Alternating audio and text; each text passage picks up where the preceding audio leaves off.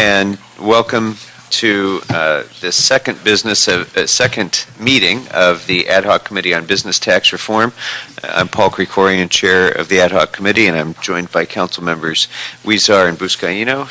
Gentlemen, thank you for being here. We're going to start, well, first of all, anybody who'd like to offer public comment, please fill out one of these cards and bring it forward. And we're going to start with public comment. I right now only have one card, so if there's anybody else who'd like to speak, please bring it forward quickly. The one card that we have is from Adriana Fernandez of VICA. So come on forward.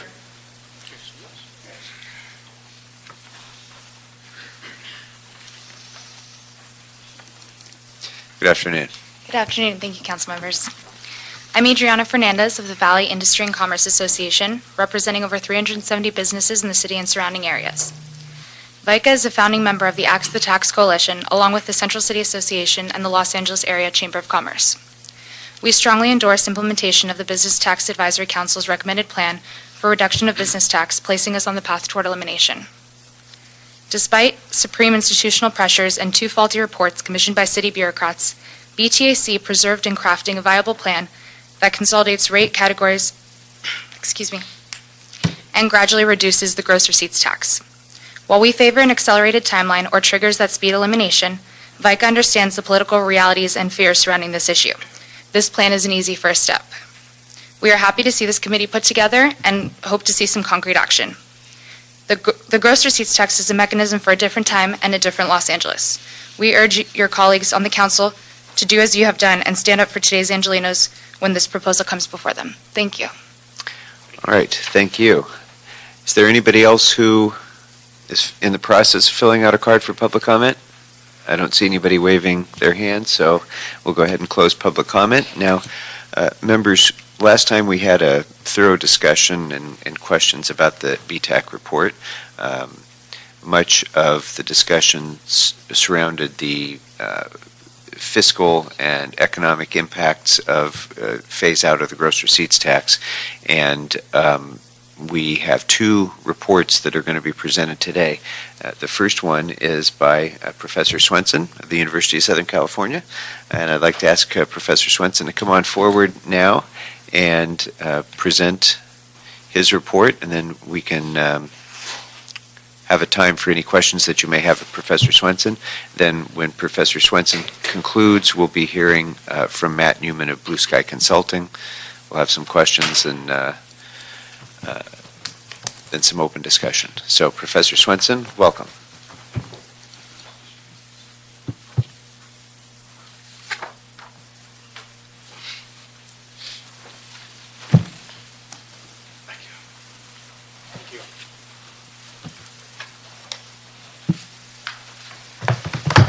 Thank you.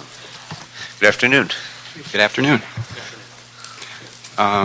Thank you, Mr. Chair, and members of the committee. As I've said many times before, it's been an honor to be entrusted with this task to look at potential reforms to the city business tax. If it pleases the council, I would like to refer to the document which I handed out, which kind of summarizes my work on this project over the last well over a year. Just by way of background, I know some of the council hasn't been directly involved with this, so I'm a professor at USC. My PhD is both in accounting and economics, and I've been doing research and publishing in peer-reviewed economics journals on primarily state and local taxation for the last 27 years of my life. So this is kind of really in my wheelhouse. Also because I am a CPA, I think I understand beyond what economists do the subtleties of how taxes work and the real impact from a business perspective. So I've actually written a treatise on state and local taxation, so I have some expertise from a real nuts and bolts perspective as well. So this report and this project kind of dovetailed nicely with some prior research I'd done and presented to the state of California on enterprise zones and the single sales factor, and I humbly think that my research had some input on preserving those programs and having some impact there. Some of the dovetail there with some of the same database. So this binder here is it's pretty lengthy. In the first part is my original report to the city, and right after that, and after the first tab, are some minor revisions that I did shortly thereafter, after receiving some feedback from a variety of people, some minor corrections to some of the tables. Behind the second tab is my response to a report by Blue Sky Consulting, and I don't know if I know I circulated that to BTAC and also to Office of Finance, but I don't know if it was ever introduced publicly. And behind the last tab is some current research which I've done on a more national scale about the impacts of city taxes. And it's under peer review right now, and I've gotten very good response from people about this. And what I'm going to mention is that this study validates my original assertions from my original project about the impacts of how businesses respond to city income taxes in terms of elasticities and that sort of thing. So, with the council's permission, I can chat in very highlight terms about that research as well. That would be terrific if you could. And just to put it into context, you said that the report is under peer review now. What is the timing of that process? How does it go? I'm not an academic, so what happens after a period of peer review? Sure. What happens is they get back with an initial either accept outright or revise and resubmit decision or rejection. And it's been under review for about 4 months, and this particular journal has a reputation for sometimes 6 months turnaround. So it's a very high-powered journal. There are Nobel laureates on the committee, but I have presented this paper before my colleagues in economics and accounting, and I think they reviewed it pretty favorably so far. So with the council's permission, I can kind of go briefly through my original report. Okay, and some of the decisions behind, or some of the information in there. So in the executive summary, which is shown on page 3, well, just by way of background, I was tasked by the Office of Finance in conjunction with BTAC to look at a number of varying types of reforms to the city's business license tax. And so if we look at the table, which is which are on pages 3 and 4, those summarize the 8 different possible scenarios that I was asked to analyze. I won't, for the sake of brevity, won't go through all those other alternatives now, because I think my understanding is what's before the City Council is basically the elimination of the tax. So there was a fair bit of work here involved in, these involving things like geocoding and some very special things that turned out to be kind of irrelevant for the final product. So this project was completed in August.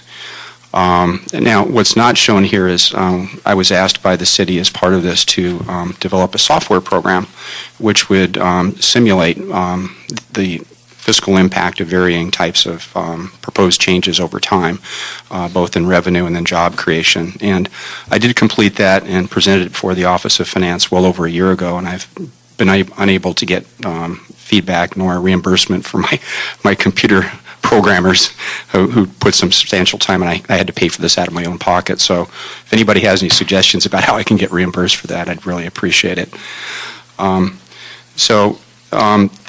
The one that really counts on this would be proposal. Let me get my reading glasses on here. Would be the second one on page 3, which shows varying rate reductions for all industries. And there were 3 proposals at hand, and just one of them, by the way, was full elimination of the city tax. And so we have expected city net revenue impact. So what I've developed is, if you look at the columns, what I've looked at is job impact, and I've looked at revenue impact to the city. And the far right column is job impact. And as you see on the far right, the range of potential job creation over time is up to about 130,000 jobs over time as this is phased in. The middle three columns summarize the potential revenue impact to the city. And those are composed of really two things. One is the direct cost, which would be loss of the city business tax revenues. But then the other component is an offsetting revenue gain from other sources, and that is as the more businesses come to Los Angeles, the tax base is expanded, and the city will gain in a variety of other tax revenues, sales, property taxes, fees, utility taxes. There's a whole list of things that are connected, which I'll speak to later on. And so, using modern economic research, I've and looking at the literature, I simulated some estimates here of what I think was going to happen. And so the average of this case is that the city is going to come out ahead. But again, there are some confidence intervals that are built in there. And what confidence intervals mean statistically speaking is that whenever you do estimates on anything, and some of this is derived from my empirical estimates of what happened in the past, there's always some sampling error, and so you build in something like a 5% factor. In the case of revenues, it would be a 10% plus or minus factor because you've got a joint estimate of economic impact and also an estimate of revenue impact, which is itself subject to some sampling error. So effectively, that's what those ranges reflect. I'm hesitant to throw you off track by starting to ask questions, but just so I can understand this chart and what you've done here. When it comes to the revenues projections, you have a worst case, best case, and middle case scenario. Those are revenues captured within the boundaries of the city of Los Angeles, I gather. That's correct. Okay. But when it comes to employment, that is regional employment impact? No, that's city employment impact. So that's within the city. So, Mr. Chair, one of the advantages that I think I might have brought to this project is that I'm in possession of a fairly unique database from Dun & Bradstreet, which fairly expensive, by the way, on a number of states, including California, which shows very drilled down by establishment employment data for locations within for businesses within each city. But it's in terms of place of employment, not place of residence, I guess would be the question. Okay. That's correct. And so there isn't a best case, worst case, and middle case on employment. Is it the case that even if there were a revenue loss, there might still be employment gain? Oh, certainly. So did you have a worst case scenario when it comes to job growth, or is that contained within this range already of 94 to 131,000? That's contained within the range. I see. Okay. Thank you. Okay. Yeah, that's quite a fair question. It's actually kind of a little bit unknowable with most data because you'll have a company which employs people, and some of them may commute from outside of the city. And that's just an unknowable factor about what percent of them would actually be. But the economic impact is still pretty strong in the sense that those people actually come to Los Angeles and work, and they're going to pay taxes locally, and they're going to buy goods and services and those sorts of things, even if they may commute from another area. And I guess the reason I struggle with that a little bit is because of the leakage factor. And if somebody lives in Burbank and works in Los Angeles, it kind of doesn't matter whether their place of employment is in Burbank or Los Angeles when it comes to where they're paying those taxes and buying things and paying their sales tax and their personal property tax on their home and all of those factors that we're measuring in with economic activity from generation of employment. At least within the metropolitan area, there's a lot of give and take, pluses and minuses, depending upon, in other words, we're not capturing all of those factors within the city of Los Angeles, whether the business is here or not. I guess is my point. That's correct, sir. That's, in a sense, that's kind of an unknowable with current data. Exactly. And so that would be a caveat to any study that you did It anywhere. would have to be, yeah. Yeah. Okay. For example, we could do this analysis in Glendale, and it might be the case that our tax revenues would increase as a result of Glendale employment. Exactly right. So that's very accurate. In the next couple of pages, I just really highlight the 8 proposals for different reforms to the system and the expected revenue and employment impacts. And so, again, in the interest of brevity here, I won't go over all of those because the proposal before the City Council is just one of these. Now, just briefly, kind of to go a little bit out of sequence, if I could direct the committee to the first tab, and what that has is the addendum, and there's a minor modification to my tables. So if you look behind the first tab, and this would be behind the first page, we have a revised Table 19. And what that reflects, the only thing that's changed there is, in fact, this is actually more directly applicable to the proposal before the city now.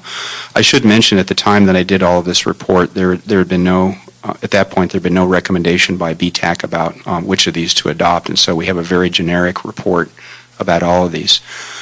Luckily, I did break out in that revised Table 19 the proposal for a 0% tax, which is shown on the first row. And the expected, so if you look on the right side, the expected growth in jobs in the long term would be a little over 130,000. The one thing that's changed is the middle column, which shows the estimated annual indirect revenue gains from all the different taxes that new companies, their employees, and then related business activity would generate. And that's bumped up slightly to reflect the fact that employees in the city of Los Angeles will also spend. And so the original estimates of sales tax impacts were from the businesses themselves purchasing goods locally. What I added was the impact of sales taxes, which would be paid by employees, new employment generated for people who were in Los Angeles, who were employees who would actually buy things locally. So that number was bumped up slightly. So the median expected gain over the long run is $574 million from other sources. The annual expected direct cost, and again these are dated numbers because the report was finished almost a year ago, and there's a lag in the data that I got from OOF. So certainly this number is larger, but at that point the loss would be $380 million. Of course, that's going to be over $400 million now, and I suspect this number and the gain is going to be slightly larger too. The important point is that in the long run, my projections are that it would be slightly better than revenue neutral as the net impact of tax revenues. So that kind of summarizes that. That's kind of getting to the punchline of what I did, the results, and with the City Council's permission, I'd just like to go briefly through the methodology of how I estimated that, because I like to think that I used modern economic science to do this. There have been some comments I've heard from other economists who have just kind of conjectured about what might happen, from some government officials who use kind of intuition about what might happen. And I think what I'd like to think I've done is use good science to actually come up with some estimates here based on what I've been doing for the last 27 years.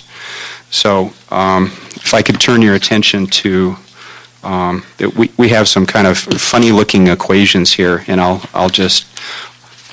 actually what I'll point out is Table 8 Page 8, Table 1 very briefly. And what that summarizes at that point in time were the various tax revenues that the City of Los Angeles collects. And they come from a variety of sources, and I think it should be clear to everybody that many of those taxes are actually paid by businesses in Los Angeles. Some are paid by individuals and some by businesses. The city gross receipts tax averages about 10% of that. We receive a lot of revenue from property tax sharing through the county, a lot of revenue from licenses and permits, which are based primarily on businesses as well, utility users tax, sales taxes, a whole bunch of things. Now, one of the reasons I point that out, in addition to the magnitude effect, is that in the past, researchers and just kind of conjecture that I've heard in Los Angeles has been unable to parse out what of those taxes are actually tied to business activity. So if we're to do an exercise to figure out what the impact is fiscally to the city, we need to have some sort of metric about how these other business taxes would actually be affected. And so what I would point out, and just very briefly, and I think everybody knows this before I get to that, on page 11 I have some simple statements about how the business license tax can be actually quite onerous to companies in the sense that it's imposed on revenue. So if a company has a loss, it's effectively an infinite tax. If they have a small profit margin, then it's effectively an income tax that's well in excess of 10% in some cases. So I think everybody's kind of aware of the potentially distortive effects that a revenue tax might have, a gross receipts tax. So very briefly, I just want to turn the committee's attention to a couple of the funny-looking equations that I have on pages 15 through 17. And what I did was, using statistical analysis, examined over the last 10 years the relationship between business activity and all the taxes that the city collects. And so what I was able to do statistically was parse out what that relationship was using a variety of methods. So for example, in equation 1, basically for every dollar of sale that a Los Angeles business has, it generates about 1 cent. The figure we see is 0.01447. And so it generates about 1 cent of business taxes overall. For, in equation 2, on the next page, I basically estimate that each city or each business on average pays about $4,553.58 of business taxes overall. And so that would include their share of sales taxes, license taxes, utility gross receipts taxes, fees, and anything that's associated with business is built in there. And I've shown this to colleagues, and they think those are very reasonable numbers. And the final equation is on the next page, which is number 3, which basically shows that if we look at just based on the number, the average business pays about $1,015 in business taxes. And we can validate that using just general data. The reason I do that is to kind of validate the regression methodology that I use overall. So those equations are relatively important, and I think they're rather novel. I don't think anybody's ever tried to do this before. Why that's important is because the data that the cities typically have, they can't parse out. For example, they get a sales tax collection. Using the data, they can't tell what was paid by businesses versus individuals. They can tell from property taxes in general, but I wanted to establish a statistical link. There are a number of other taxes which are kind of blended, individual and corporate and business, and so you need some method besides just intuition about how to separate those things. And so what I've done is used basically modern economics to develop an estimation methodology, which I think is reasonable. Pages 19 and 20 are just they're just not my methodology, but they kind of summarize the city tax, the business taxes that Los Angeles County businesses pay around Los Angeles, and that gives us perspective because the city's tax is easily the highest, except for Beverly Hills and Santa Monica, and well in excess of other cities. The next few pages, which are pages 21 through 23 talk about what the kind of theoretical impact of a city business tax would be. And basically comes down to two things. Well, the first thing is, of course, it's just an extra cost. Now, what it's going to do is have a differential effect on businesses which are already here versus businesses which are thinking of moving in versus businesses which are thinking of moving out. So if we give a tax reduction to businesses which are already here, the impact on them is going to be smaller in general. And that is that in some ways, it's kind of a windfall tax. Now, what they do with that is they can either reinvest it locally, which would create more jobs. They could pay it out as dividends, or they could spend it elsewhere. But the theoretical impact the impact there is going to be a bit lower than for the other types. The biggest bang for the buck are firms which are thinking of moving into Los Angeles. The so-called multiplier effect is actually quite big. So you go from zero to something in terms of job creation. So you have a tipping point, potentially.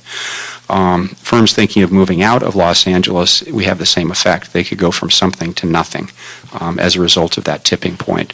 And also, there's a slight effect with firms already here in terms of expansion. Do they expand here versus outside of the city? Now, in the next, what I summarize in some of the literature here is, and I should mention this, because as an academic, what we typically look at is what other academics have looked at in peer-reviewed research. What they found is that in the very little research that they found on city taxes, and that's primarily because of a dearth of data to use. So in some ways, we're fortunate that I have this proprietary Dun & Bradstreet data to be able to do this sort of analysis, and also the good fortune of being able to work with city data. So in the past, researchers have not so much evidence on city taxes. They've looked at state taxes and federal taxes, and they've examined what are called elasticities, which are percentage changes. And summarizing that research, and I'll talk about this a little bit later, there was a book on this, and the few studies that examined this found that there was an elasticity of city taxes which they expect to be actually relatively high, despite the fact that we would think typically city taxes might be relatively modest compared to state or federal taxes. And the reason is, if you look at a company which is thinking of locating in city X or city Y, because they're in a metropolitan area, they're otherwise quite similar in terms of their attributes, proximity to markets and labor and that sort of thing. Any slight difference between adjoining locations in a city stands out quite prominently and actually can cause a tipping point. And so their conjecture was that there would, and based on what they'd seen, is there was going to be a relatively high elasticity. And they estimated this elasticity, which is the percentage change in something relative to the percentage change in something else. So we kind of standardize this if we have bigger versus smaller, of 0.25. So what that means is if we cut a business tax by 1%, we're going to increase business activity by 0.25%. What I'm going to speak to later on is those are the estimates that I came up as well in my empirical analysis of the city, and also my subsequent research validated that. And that becomes important because I think a major critique of Blue Sky Consulting was they thought that elasticity was, based on their interpretation of prior work, was too high. And so that's a very important point in sort of driving the results here. So the next few pages, on pages 25 through 27, are just some fancy equations showing that if you reduce one tax, can you make up for it with other taxes? And the basic answer is yes, you can if the elasticity is high enough and you have other taxes as well through multiplier effects. Okay, so how did I get here? So, being an academic, I want to look at to calibrate this thing pretty precisely. So, again, because there hadn't been a lot of research on how city taxes work, I did my own estimates of what the City of Los Angeles business tax had done in the past. So I looked at two changes that had occurred, a 2001 change and a 2007 change. The 2001 change was an increase from, go back to this. For companies which had sales of under 500,000, they were able to get a tax break. And in 2007, the new business exemption was doubled from 50,000 to 100,000. So in the next few pages, what I talk about is my analysis, which carefully analyzes how those tax reductions impacted the City of Los Angeles growth in number of companies and also employment. So I did real science instead of conjecture and kind of waving my hands about what might happen, looking at this. And I used two sources of data. So I used the city's Office of Finance data. The advantage of that is it's a pretty complete data set in terms of the number of companies they cover. The disadvantage is they don't have data on jobs. So they have just number of establishments that may have something here. I use my Dun & Bradstreet data, which has both sales by exact location, employment, and those sorts of things. So I could calibrate basically, or sort of triangulate what might have happened using those two independent data sources. So on tables 4 through 7, I look at, for example, table 4 shows total employment and number of establishments for companies with sales of under 500,000 in Los Angeles in general. So that's kind of a benchmark number. Table 6 shows those same figures for companies with sales over 500,000. Now, recall that the tax break was effective for only companies that had sales of under 500,000. So what I did was I compared the growth pre the change and post the change within each group, and that is the firms that had sales under 500,000. They were affected by the tax rate. And so I looked at the change within that group before and after, and then I looked at the change in employment and number of firms in Los Angeles that weren't affected by the tax change, which is table 5. And so the trend in modern economics research has been to use what's called a differences in differences research design. So, sorry for being too technical, but basically it looks at trends. It controls for trends in both what's called your experimental versus your control groups, and then compares the differences in trends before and after. So the net result here, just to kind of get to the punchline, is that there was a fairly significant growth in number of jobs and number of firms after that tax cut in effective 2001. I get the same results using the LA, this Office of Finance data, which is in the next couple of pages. In pages 39 through 43, I do the same sort of analysis. So I look at using both my Dun & Bradstreet data versus the City of Los Angeles OOF data.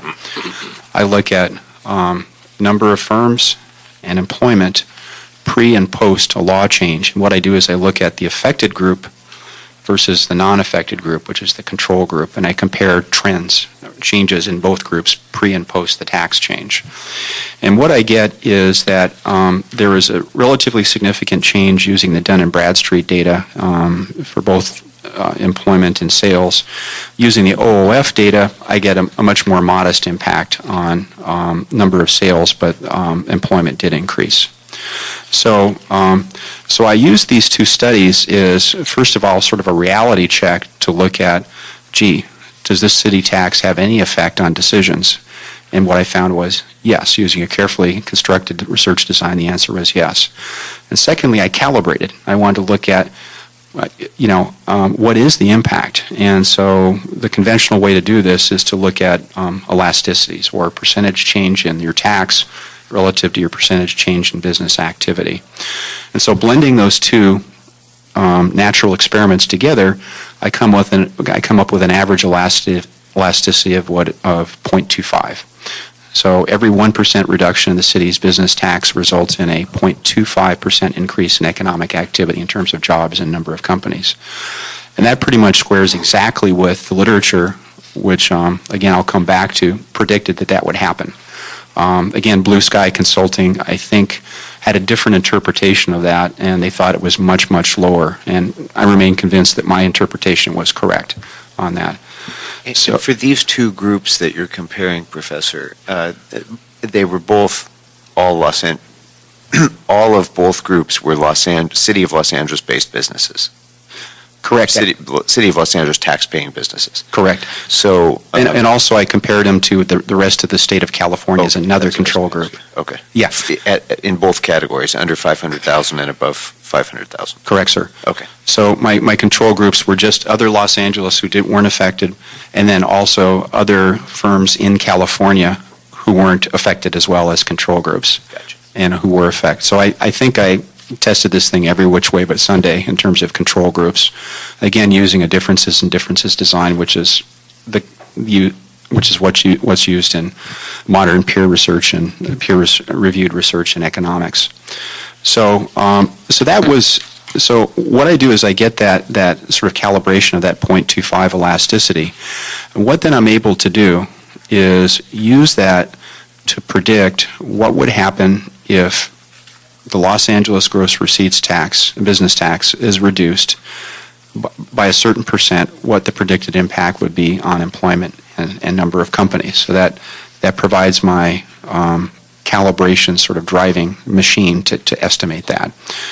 At the same time, if you think back to the equations I had in the very beginning, I estimated what the revenue impacts would be too. And based on, again, what I consider modern science as opposed to conjecture, I estimated that, each firm contributes about $4,000 of business taxes overall, that there's a relationship using other bases. So those two are empirically derived, and again, I've shown these to my colleagues, and I think they're quite reasonable numbers. So those drive the tables in my conclusions, which appear next. And so, again, not to belabor this thing too long, on page 50, on table 19, you might notice that I have just a whole bunch of tables in here, and we can skip those because those were all the different alternatives that OOF and BTAC wanted me to examine. So we'll just focus on table 19, which is complete elimination of the tax. So on the first row, where it says the proposed tax rate is 0, the proposed cost to the city would be $380 million. And I would refer you back to my addendum, which is behind the first tab that I referred to before, when I mentioned that number would certainly go up now to over $400 million, because this is older data. In the middle column, I estimate the expected indirect revenue gains to the city. And again, businesses pay a variety of taxes: property, sales, utility gross receipts, fines, permits, all of those things. And so those are effectively impounded into the estimate of the indirect revenue gains which would occur. And here in this table, the expected gain would be $492 million. That's the average case. To the left of that is the worst case, which would be only $345 million, and to the right would be the best case of $640 million. And again, I adjusted those numbers in my addendum, which was behind the first separator, upwards slightly to over $500 million. As I noted in the report, one thing we need to take into account is that these effects aren't instantaneous; they occur over time. So, for example, if we reduce the, as I mentioned in previous reports, when there was a consideration before the council of completely eliminating the tax immediately. I did mention that the job and revenue effects would kind of roll out over time; they wouldn't occur immediately. How long those take is really unknowable empirically. We know what the steady state effect would be. By any approximation, most of that should take effect in 3 to 5 years. And so some will be faster, some will be slower. Sales taxes, occupancy taxes, parking fees, and those sorts of things would be almost immediate because you'd have an immediate connection to business activity. And in fact, after an announcement effect, we'd probably expect an almost instantaneous effect in based on my research in other areas, we have an announcement of a tax reduction that comes into effect. You have people already kind of planning on that, so there's going to be some immediate kickstart to the economy locally and also tax revenues. Some of them will take a little longer, like property taxes, because property taxes are for businesses on commercial property, and I've done a little bit of work on this. It's a function, in part, of economic activity in the commercial real estate market on a larger basis. And so those trends would certainly slow it down a little bit. But also, if occupancy rates increase on commercial property, the cap rate goes up and you can charge more rents. That increases the property assessed valuation fairly quickly, Prop 13 notwithstanding. And so you're going to get a fairly significant effect.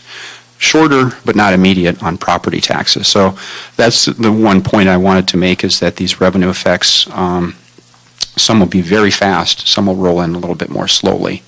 The same with the job effects. They won't be instantaneous, because there are what we call in economics frictions. And so if I'm a company that is thinking of moving from Culver City to here, I just can't up and do it in 1 month. There are leases to break and people to relocate and that sort of thing.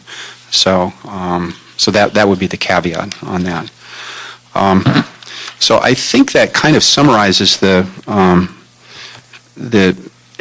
a fairly high level, although sort of delving into my methodology, what drove this first paper. Before I jump into the next few, I'm sure you guys would jump in with questions anyways, but just to be clear, this stuff. Well, I have, but my colleagues are more polite than I, so let me give them an opportunity now if there's any questions that you have on this part of the report that you'd like to ask Professor Swenson before he moves on to some of the other papers. Just on some of the, first of all, let me thank you for this as well, and this is extremely helpful and a lot of great information, and particularly as you have explained a lot of the methods and how you created those baselines. On some of the generation on the tax and fee and permit issues, I noticed they're listed as well as all general fund, but I don't know if there's a breakdown in some of those where when we categorize it on the revenue side, whether those are fee-supported type positions or directly specifically going into cost recovery items rather than, and they're based on those cost recovery items. So, in other words, it may not generate any net general fund dollars categorically on some of these, particularly on license permits and fees, fines.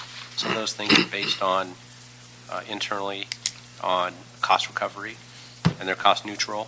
Can you speak to that a little bit, if there's been any analysis on that? Oh, certainly. I think that's a terrific question. As part of my discovery process in developing this model, I did speak to finance and CAO about some of these, and so they were very cooperative in kind of describing and then giving some other supporting data about how these revenues, what they were related to, and those sorts of things. And in fact, some of them are cost recovery, which could be revenue neutral between funds and those sorts of things. And so, after some discussions and actually thinking through it, it became clear to me that it was still very difficult to try to look through the data and on my own try to figure out how that was working. It wasn't even clear to me that sometimes city officials had done that exercise, and it was at a more granular level to see what that relationship was. So the approach I finally settled on was to let the data speak for itself statistically. And so regression is a fairly powerful methodology, and the models I used have very high explanatory power, or R-squares, the percent of what you look at. And so if you let the data speak for itself, where you look at business activity as an explanatory variable and your tax revenues on the other side, knowing that some of those just really won't respond to businesses, what you're going to be left with is it's going to capture just the ones that really are responsive to business activity, that aren't revenue neutral, that are just fixed or independent of that. And so, and that's exactly what I found. And so the ones that weren't responsive statistically come out in what we call an intercept, or fixed amount. in the regression. And so in the regressions that I ran, about $2 million, $2 billion of the $4 billion of revenues that I was examining turned out to be such fixed in nature. They were either related to individual activity or they were fixed, and they came out as what's called a constant. And the right-hand side variable, which is the regression coefficient, would only covary if it saw any change in those revenues over time with respect to changes in business activity. So econometrically, I let the data do that, and it's done very conventionally in economics and finance research, where you using this powerful methodology, you can't necessarily just doing kind of the granular analysis in each particular category. You might even end up with a messier prediction than letting the statistics do the work for you. And I do, in these tables, I do break down, which of these are there. For example, estimated, the revenue gains would be from, I break down what are property taxes, secured and unsecured utility taxes. And on those, on like property taxes, for example, you get into just the city's portion. And That's correct. Analyzed, I'm assuming. Yeah, because again, we share from the county, and so all I'm using is city shared data, sales tax as well. So it's restricted just to the city. So for what it's worth, I was actually kind of applauded by my colleagues for being the first guy in any of this research to actually figure out a way to break out, this kind of mass of all these different types of tax revenues. Some are individual, some are business, some are fixed fees. And just by letting the statistics do the work and coming up with what they thought, my colleagues thought was a pretty reasonable estimate of what that was.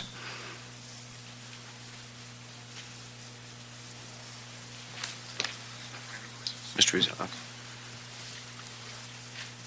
Here's kind of and excuse me because I'm not an economist, so some of my questions are going to come out very primitively, so forgive me in advance. But local taxes that are paid, gross receipts taxes or otherwise, are deductible from state and federal taxes as a general rule. So were the economic impacts that you calculated based on net changes of liquidity for these businesses, or was that a factor in this analysis? Do you get what I mean? In other words, if they're not paying gross receipts tax here, they're going to pay a higher state tax and a higher federal tax. Correct. So that's going to be money that's not going to be spent on hiring people and investing in facilities. So is your multiplier effect net of that impact? Okay, again, a terrific question. That's not so naive. City taxes are deductible on the federal return, and so there's going to have a cash flow effect there, which would affect everything. In fact, there's a little bit of a complicated relationship between tax reductions and a whole bunch of things in terms of how does the company invest in payroll versus property? Do they dividend some of it out? And the approach I took, Mr. Chair, was to acknowledging all of those sort of effects, but then letting the natural experiment actually determine what that was in the past. Let the data speak for itself. So, and that's where we get this 0.25 elasticity. It's at the end of the day, after companies have looked at all this and there's all these cash flow effects and effects on whether they want to expand or not, what did they do? What did they do? And and that's pretty conventional in economics research, is to look at all these things, discuss them, and then say, kind of what do we expect, but then actually do the science and see what they actually did. Right. And that's what my elasticities did. Okay. So one of the important points you mentioned, I think the term you used was an announcement effect, which would be, as I understand it, the benefit that we would get from an economic infusion as people are making their siting decisions, projecting ahead for the long term. If we were to announce a program for dissolution of the gross receipts tax, presumably that would influence some decision makers. The announcement itself, was that what you That's correct. meant by that? So that's very important to me because of the other point you made, which is that some of the economic activity benefits that are going to come from this will be delayed. but we know that the detriment from loss of the gross receipts tax will be immediate. And so from a budgetary standpoint, we need to figure out how do we capture the delayed, as much of the delayed benefits as we can, and deal with the fact that we have a shorter term loss of revenues from the elimination of the tax. And so the announcement effect is an important aspect of that, I think, because it will help to bridge that margin. So do you agree with that it would? That's a fair assessment, yes. Okay. So if that's the case, I assume that the bridging benefit of the announcement effect will be diminished somewhat, but wouldn't it also be true that there would be some announcement effect even if the effective reduction in the gross receipts tax were deferred a bit further? So if we were to announce, because if you're making siting decisions, you're making siting decisions for the long term. You're not making siting decisions for the next fiscal quarter or for the next 3 years. You're making it for the next 20 years.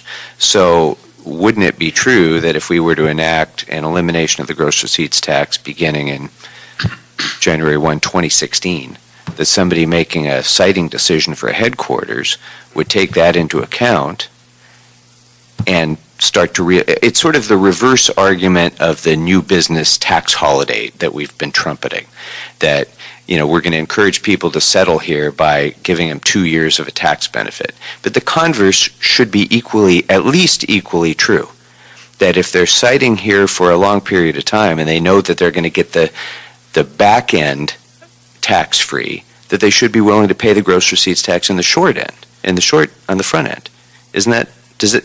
Is this making sense?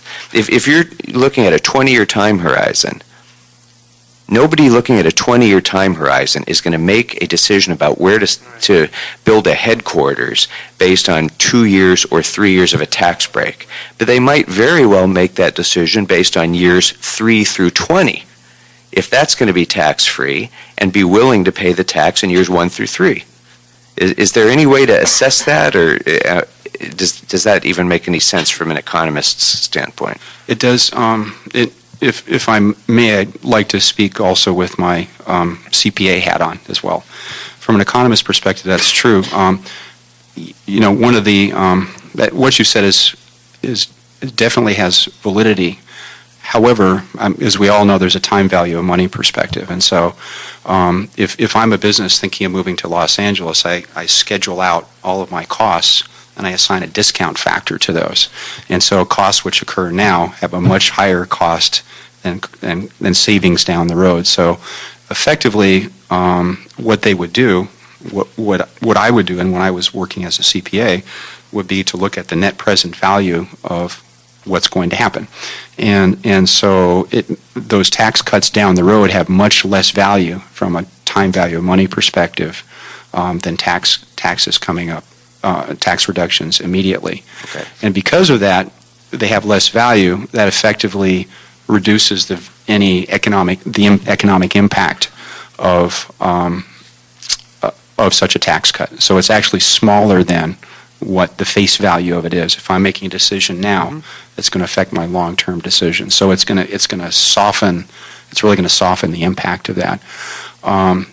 So I would your supposition is correct, but I would add what I think is a very important concept of that time value of money, and that Sure. especially larger businesses who are sophisticated would definitely take into account. And so it reduces the value of that tax cut. From my business hat perspective, businesses abhor uncertainty. And so the longer a delay in something, the longer the implementation of something gives them some pause Right. about whether it's actually going to go into effect or not, for a variety of reasons, political regime change, budgetary, and that sort of thing. So I would just add those as what I think are serious cautions about such an implementation strategy. Yeah. That's a risk factor that a business is going to take into account regardless of what we do, because we can't bind a future council and a future mayor on on a program like this or any other tax reduction, but I get what you mean. Mr. Buscaino, did you have any questions for Professor Swenson? Okay. Thank you. Okay, I've got some other things, but why don't you go ahead and move on to the next section, and thoughts will come. Okay, thank you, Mr. Chair. So behind the first tab, I've already kind of spoken to this addendum, and that's just minor rejiggering of the numbers for the based on the fact that employees who come to work in the city of Los Angeles are also going to spend money on lunches and dinners and shop here, and so there will be a sales tax bump up from them as well, which I didn't put. I originally considered the business sales tax portion. Okay, so it's an important bump up because it adds more upside to the revenue to the city in the longer run. Sorry, so this is additional sales tax generated by new employees in Los Angeles or employees who are benefiting from increased economic activity in Los Angeles. Correct. So wouldn't it also be the case, though, that those same employees are going to be spending more in Burbank, and that some of them will live in Burbank and come here? I mean, how do you this is the point that we were discussing earlier. How can you differentiate where the employees are, where they live, where they spend their money? Don't you have to create a net effect? Because if businesses are increasing in Burbank and Glendale, a lot of their employees are living in my district and spending money in my district. So the location of the business, it's a wash, whether it's in any of those on sales tax. It isn't for permit fees and all those other things. I get it. But when it comes to sales tax, I don't know how you can ever differentiate where they're spending their money, where they live, and so forth when it comes to individual sales tax. Am I wrong about that? Oh, it's extraordinarily difficult. I wrestled with this for a long time, as have my colleagues in economics. So once again, I used science. I used regression. So I looked at the relationship between sales tax collections and employment in the city of Los Angeles, and let the econometrics estimate. And so that's where the estimates come from. You know, what percent change, how does employment in the city of Los Angeles by itself increase sales tax collections? So that's the individual portion. And then the constant left would be the business and every other factor that does that. So those estimates, in fact, would be, as it turns out, are quite a bit lower, as you would conjecture, than assuming everybody spent everything that they made in Los Angeles. The number is actually lower than that. So again, it's a thorny problem. You can't, as you mentioned, you can't disentangle. It's almost unknowable where they're going to spend their money. And especially because, as you've already demonstrated in the first part, the elasticity is the greatest in those situations where the decision is being made within a metropolitan area, right? So the employees are still going to live in that metropolitan area, regardless of where that decision comes out. So where the elasticity is the greatest and the impact of the tax reduction is the most significant, the changes in the sales tax spent by individuals will be the least.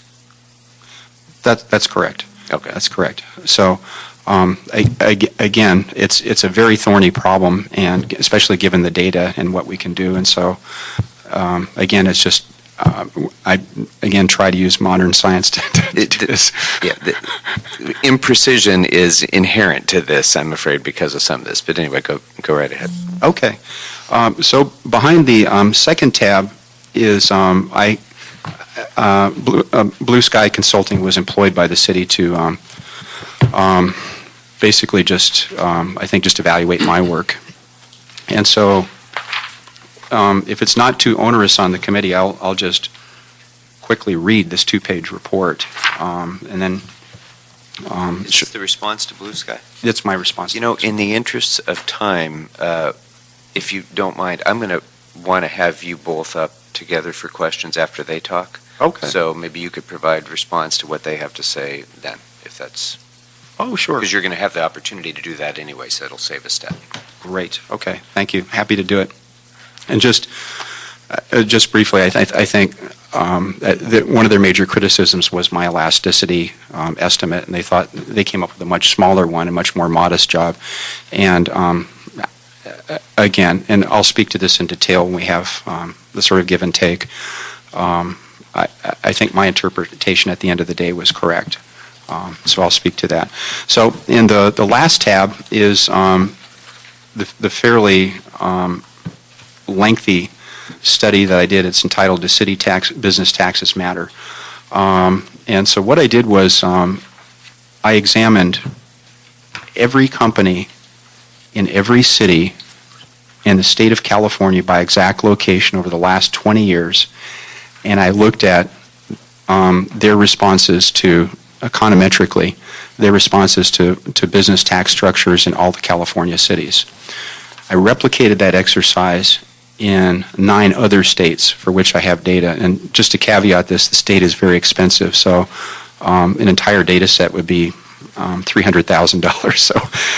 So I'm stuck with 9, and I'm grateful to have them. So, and what I found was very similar estimates. I looked at the city income taxes in all of the cities in all of these other 9 states over a 20-year period and examined how businesses responded in terms of employment, new number of companies, and employment and new company growth. And I get relatively consistent results every time, and the average elasticity is about 0.25.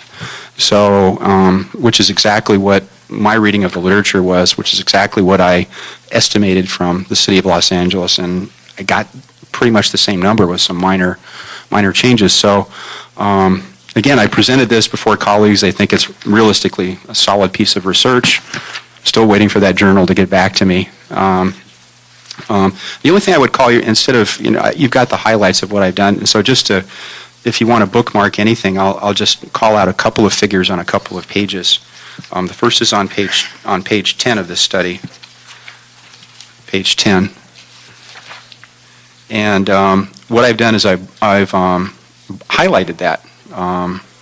It said averaging the coefficients from tables 3 through 5.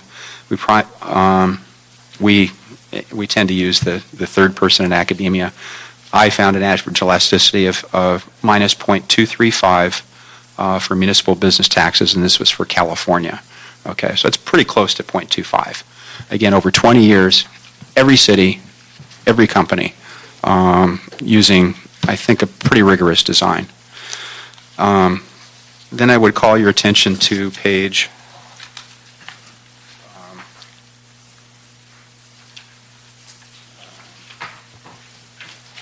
pardon me, I should be able to do this faster since I'm the author. I kind of summarized what happened in the other states. Well, I'll just go to the bottom line, which is in the conclusion, which is on page, again, my apologies for my delay on this. So if you look on page 17 in the conclusion, and the highlighted text on page 17, it says averaging all the papers analysis, elasticities are in the 0.25 range.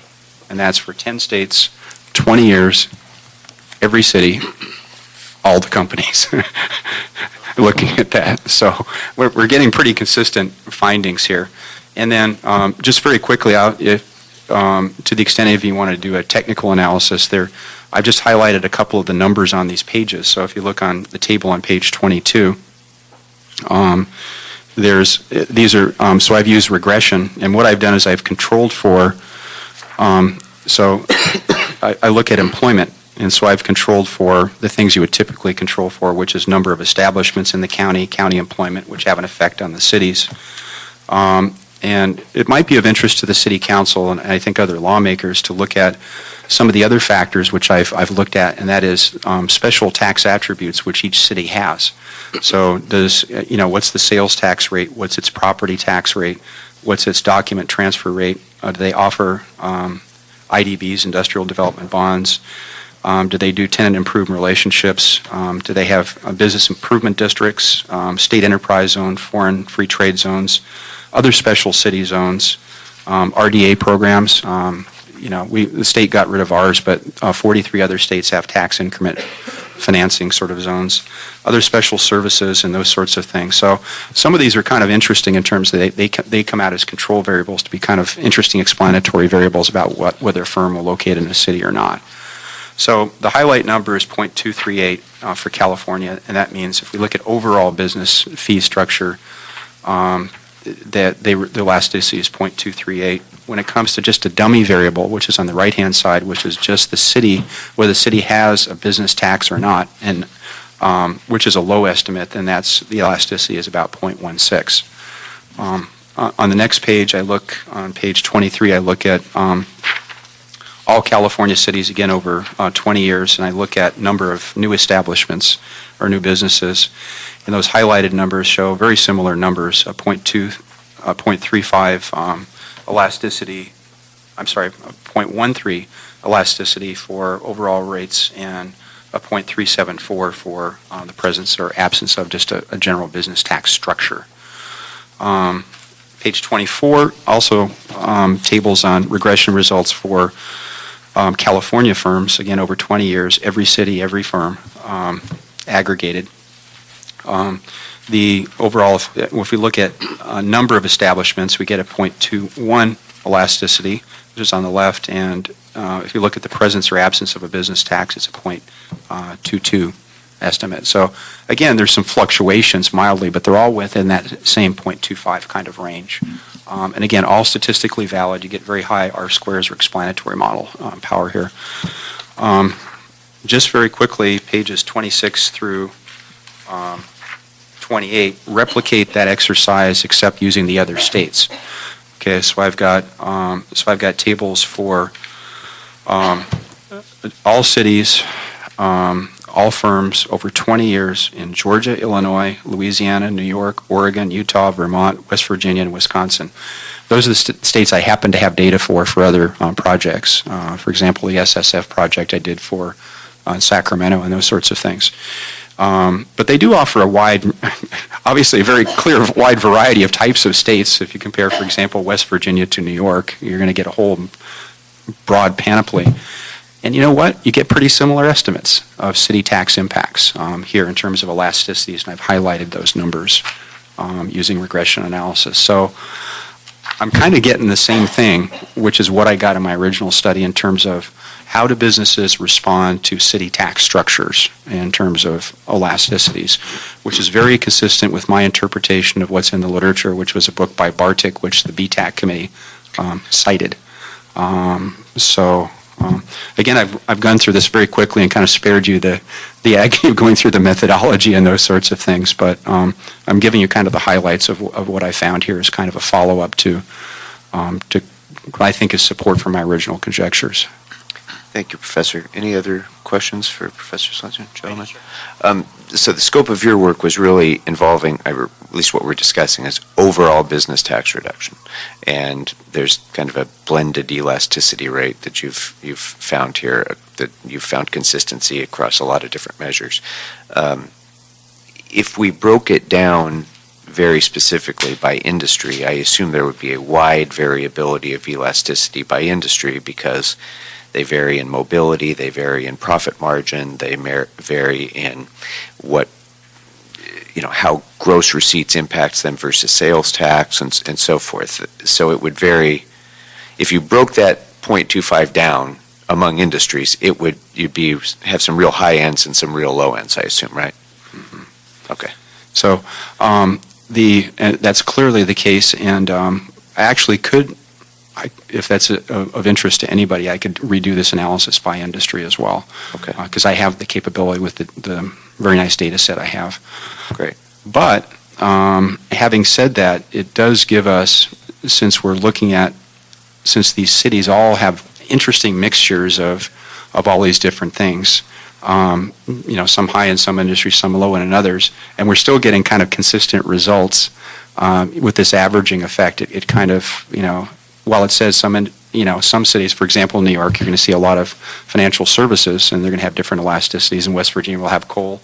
But what you still have is other firms within each of those cities, and within each state, there are different types of firm profiles within each city. So what you're getting is definitely a blended result, but very consistent results. Okay. Thank you very much, Professor Swenson. I'd like to now ask Matt Newman to come up from Blue Sky, and we're starting to get a little bit limited on time, unfortunately, but Matt, if you could come on up and present your report, and then if we have some time, maybe we'll have a little bit more time for some give and take and back and forth. But time's getting a little short.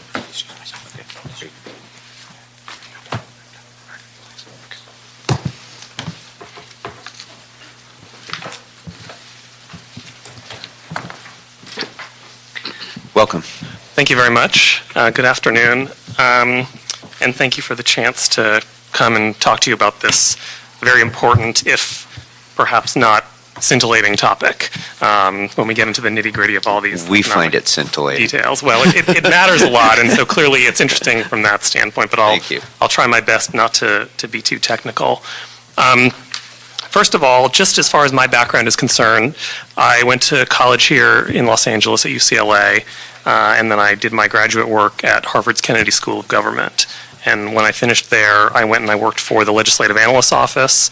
The LAO acts as the fiscal advisor to the legislature, and what I did was analyze local government issues, and I forecasted property tax revenues for the office.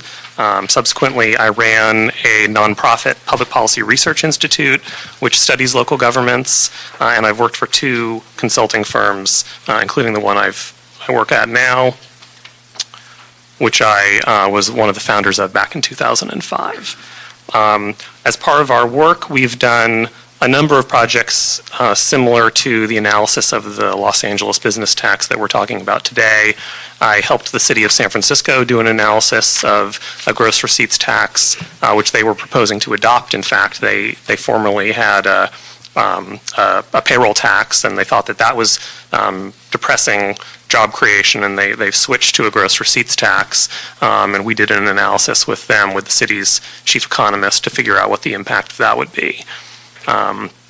My firm and I have also looked at the effect of state-level tax incentives for the Treasurer, Bill Lockyer, particularly looking at how manufacturing companies respond to these state-level tax incentives, as well as a number of other projects, but we have a lot of experience in this area. My partner, who also helped put this report together, is Tim Gage, and he was the state's finance director. So he was responsible for understanding and putting together the state's $100 billion budget, or general fund budget, including all the revenue forecasting that goes into putting that document together. Now, our charge was, as Professor Swenson suggested, to look at his work, but really we were hired by the city's Office of Economic Analysis to tell them and you what we thought would happen if the city were to eliminate the business tax. What would be the economic effects? What would be the effect on the city's budget? And from an objective and nonpartisan way, what did we think would happen? Now, of course, part of that was if we found something different than what Professor Swenson found, it seemed important to explain why we had differences. This is a challenging job. It's challenging analytically for many of the reasons that Professor Swenson suggested. Most importantly, there's relatively limited data with which to work. It's also challenging because of what we found. We're the people that come in and say, maybe Professor Swenson isn't right. Maybe the BTAC wasn't right when they endorsed his analysis. Maybe this tax cut won't actually pay for itself. And that is a harder message to deliver. It would have been easier for me and for everyone else if we confirmed his findings and it looked like that were the case. But that is not what we found. So we've confronted, in addition to the analytical challenges, the challenge of presenting to all of you a less rosy picture. And, you know, the context here really matters. Mr. Greif spoke with you at our last meeting, or your last meeting, and painted a picture of the Los Angeles economy and the declining number of jobs, and all of us would like to see the city do better, and all of us would like to find a solution to slow economic growth and high unemployment. The question is, what is the best way to go about doing that? And is the gross receipts tax or the business tax responsible for the decline in the city's economic condition, or do other factors explain it? And conversely, would eliminating the business tax or phasing it out reverse that trend? So that was the context for all of this. And we set about studying it, and unfortunately what we found is that I don't think eliminating the business tax will pay for itself.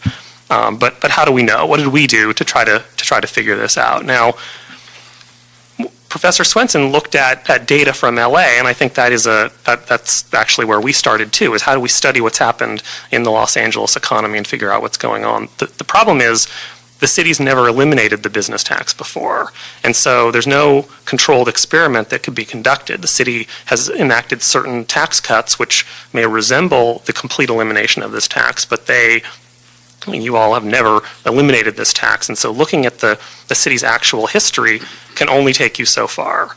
But if we've eliminated it for certain categories of businesses, why can't you use that as a metaphor for an elimination for the... You certainly can, and there's nothing on its face illogical about doing that. The problem is that the tax cuts which Professor Swenson looked at applied to, in one case, businesses less than 2 years old with gross receipts under $500,000. So that is just a sliver of the city's economy, and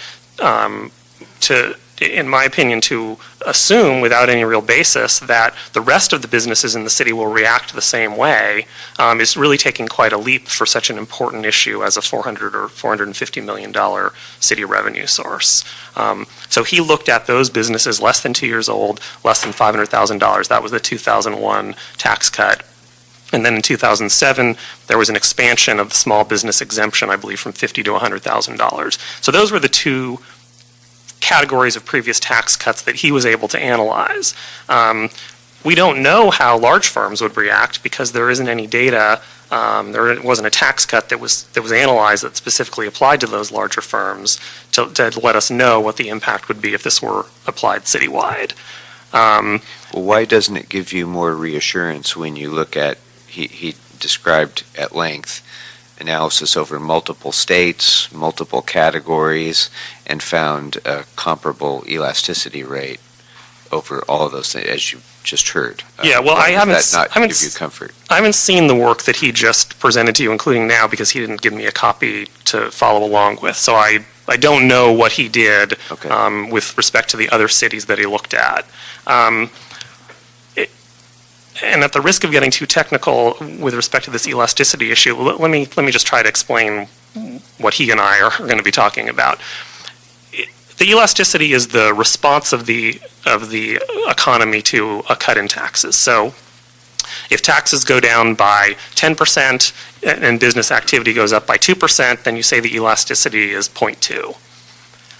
The problem is you have to look at the overall tax burden. Imagine, for example, the city had a tax on every business of $1, right? And that was the city's business tax, and it reduced it to 90 cents. Now that is a tax cut of 10%.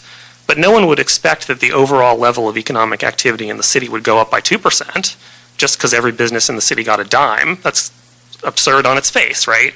What you have to look at is the overall state and local tax burden.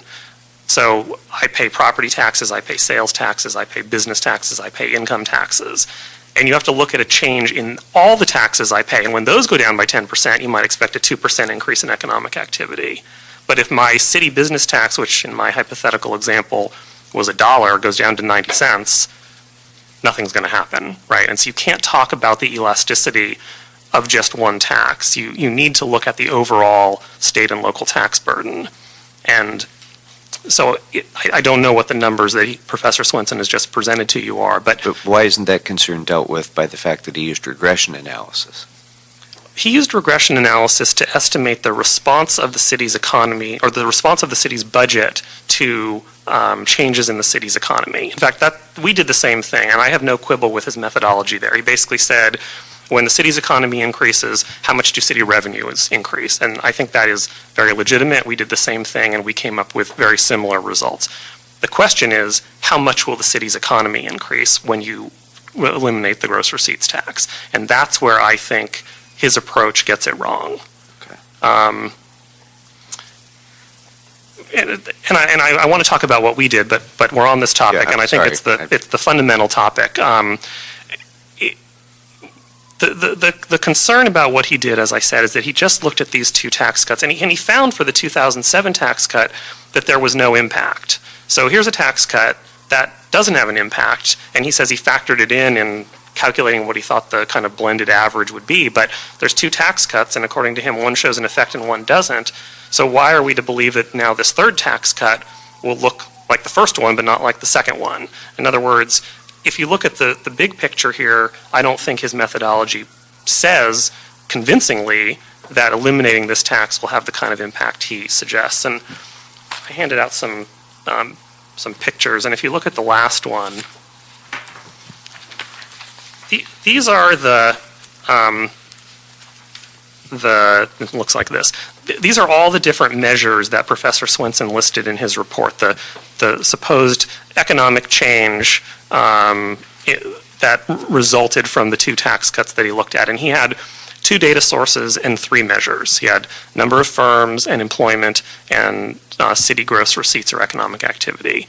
Now, in my opinion, these things should all move together, right? If you have increased employment, you should have increased number of firms and increased total output or gross receipts. And if those things go down, you'd expect them all to be going down. Instead, what you find here is you find that these measures are very highly variable. And some of them show a decline and some of them show an increase. And if you look at the 2007 tax change, he says it had no effect, although they mostly show declines in economic activity in response to the 2007 tax cut. So he concludes, well, this 2007 tax cut happened at the beginning of the Great Recession, so that confounds my results. Well, I would agree, actually. I think that his narrow methodology doesn't properly account for other things that are happening elsewhere. And again, at the risk of talking too much about the technical details, what he in effect did was he compared Los Angeles small businesses in 2001 to non-Los Angeles small businesses in 2001 and to large Los Angeles businesses. Well, let's talk about the non-Los Angeles businesses in 2001. 2001 was the start of the dot-com bust, and the Bay Area, which is the other largest economic region in the state, was much, much harder hit by the beginning of the dot-com bust than Southern California and Los Angeles in particular. So when you're comparing LA businesses, small businesses in particular in 2001 to the rest of the state was getting dragged down by the dot-com bust. But he says, oh, look, Los Angeles did better than the rest of the state. That's because of the tax cut. Well, probably a little bit of it is because of the tax cut, but a lot of it is because the state was, or LA was doing better because it had fewer small high-tech firms, and those are the ones that were going out of business and firing people. And so when you compare at that unique point in time, you're really picking up something besides the tax cut. So I don't have a problem with his difference methodology in general. The problem is you have to compare 2 things that are the same. You know, you could apply it to, 2 houses that are side by side, and this one gets a coat of paint and all of a sudden it's worth more. Well, fine, they were the same. But if you're comparing LA to San Francisco and they're different, then it doesn't matter what's going on in LA if it's not suffering from the dot-com bust. You got to look at one part of LA that's exactly the same as another part of LA, or do something else. And that's what we did. We did something else because we didn't feel like there was enough historical record here and reliable data to use to estimate the impact of a wholesale elimination of the gross receipts tax. So I'll stop asking you questions and you get to what you did. No, please. Because we're running short on time. So why don't you go ahead and get to what you did, then. Okay, so, and I think it's fairly quick to explain. Because of the concerns that we had about the available data, and I should also say that the NETS data that Professor Swenson used is based on a survey. So they call firms and they say, how many people do you employ and so on. But they miss a lot also, right? New businesses don't always show up because it's Dun & Bradstreet and they try to find them, but they don't always find them. And businesses go out of business and they don't call up Dun & Bradstreet as they're locking the office and say, hey, I'm closing up shop. So the survey data has some concern. I have some concerns about using that data.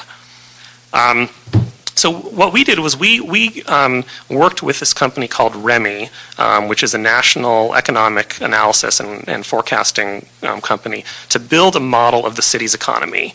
The city's economy in 2012, this was last year when we did this, and we could update it, but I think we'd find the same thing. But we worked with them to provide the data that they needed and customize a model that's of the city of Los Angeles' economy. It's not of the county of LA or Southern California. It knows what the city boundaries are. It knows what the wages of the workers that live in the city are. It knows commute patterns. It knows price levels and all kinds of other things in order to be as accurate as it can to measure what's going on in the city's economy. And the specific modeling tool that we used is called Policy Insight. And it's called Policy Insight because local and state governments around the country use it to get an insight into policies they're considering, because everyone confronts this problem. I want to raise taxes, I want to lower taxes, I want to hire people, I want to fire people. What's going to happen? So this tool was developed specifically to answer this kind of question. And the model is so powerful because it's what's called the dynamic model, which means when you improve the competitiveness of LA businesses, it says, okay, well, these businesses can lower their prices, they can invest more, they can pay workers more, they can do all kinds of things that make them more competitive. And then it says, well, how does that affect what they can do with other businesses? If I'm an LA business that now is more competitive because of a tax cut, I can compete more effectively with a non-LA business that didn't have the tax cut. And so it uses these dynamic relationships and a temporal relationship or a temporal factor to know what would happen over time to model the effects of a policy change like this. So using this dynamic model from REMI that we worked with them to build, we input the cut in the gross receipts tax or the elimination of the business tax and said what would happen. And of course what would happen is that the city's economy would grow. There's no dispute about that. But the amount of growth would be much less than what Professor Swenson suggests there would be. Our results here on the first page show, we did this two different ways, and this is the second way, but it shows that if you cut business taxes by $425 million, which was I think the 11-12 number that we were working with, you'd have about a $2 billion increase in economic activity. Which is a big increase, particularly given that you're only, in effect, reinvesting $425 million in the city's economy. You're getting this $2 billion bump. The problem is... Sorry, for these purposes, how are you defining economic activity? What is included within LA output? It is sort of like gross domestic product at the city level. It's the value of all the goods and services that are produced in the city's economy. Okay. And it is close to the tax base for the gross receipts tax. There's exemptions from the gross receipts tax, and some firms don't have to pay, and some firms get a break, and so it's not exactly the same thing, but they are very closely related to each other. Okay. If you look at the next page, what we find is that this $425 million tax cut that would produce a $2 billion increase in economic activity would only produce about a $27 million increase in revenue. So the net effect is a loss of almost $400 million, $398 million.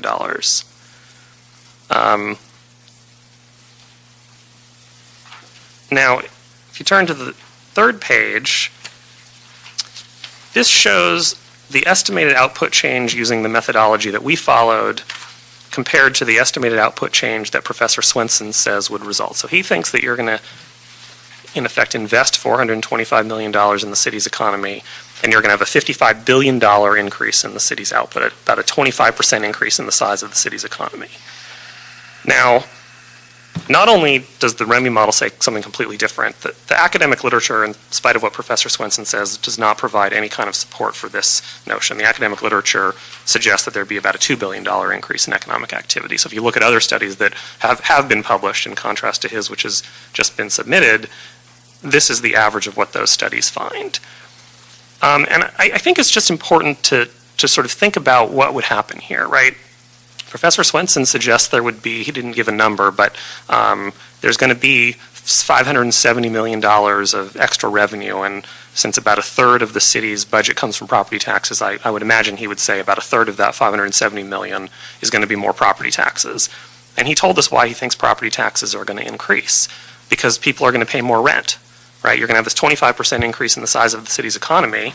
Well, everyone's rent is going to go up. Now, some of it will be new development, but mostly there's going to be a tighter occupancy and people's rents are going to go up. So now I'm a business thinking about moving from Burbank, and yeah, I don't pay LA's gross receipts tax anymore, but all of a sudden the rents there are much higher. So maybe I want to go to LA, but probably not because there's no more gross receipts tax, because very quickly what would happen is rents would go up and wage rates would go up as unemployment falls. And then you'd have this circumstance where LA looks good because it has no business tax, but I got to pay more wages and I have to pay more rent.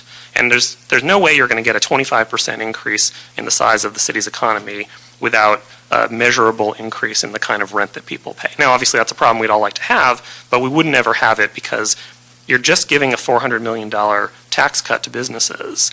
And there's no way that you're going to have businesses keep coming after the rental costs go up and the wage rates increase. So I think really just on the kind of sniff test level, you can't have say a $200 million increase in property taxes that results from a much larger increase in rental costs for businesses and have this sustained kind of increase in economic activity. It just defies reasoning, in my opinion.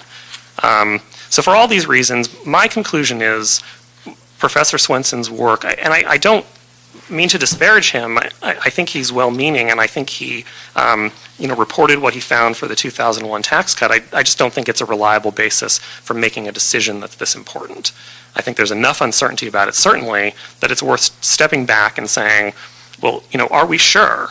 Or are we sure enough that we're really going to get this tax cut to pay for itself, that we're willing to make a $400+ million bet in the city's budget that these businesses are going to come and they're going to keep coming. And in my opinion, just looking at small businesses in 2001 when the dot-com bust was happening, and then I think misinterpreting what the rest of the academic literature says doesn't constitute a sound basis for making that kind of a decision. Okay. Mr. Englander, have any questions on this? Yeah, I think there's just another thought on this as well. I mean, it's fascinating and certainly a lot of good information on both sides of this, but while not scientific, certainly being out there and working with businesses long enough and being out in the community and working with a lot of businesses that are either looking at locating, expanding, or making the decision to stay here or move out. We hear it often, and I don't know how you measure a self-fulfilling prophecy, because I think we've gotten there, where every report and every media story, whether it's in the Wall Street Journal, the San Fernando Valley Business Journal, the LA Times, the Daily News, basically puts it out there that LA is closed for business, that we're not business friendly, and they attribute that to two things. One, the business tax, and two, the bureaucracy of the uncertainty and how long it takes to get through the system for permitting and approvals.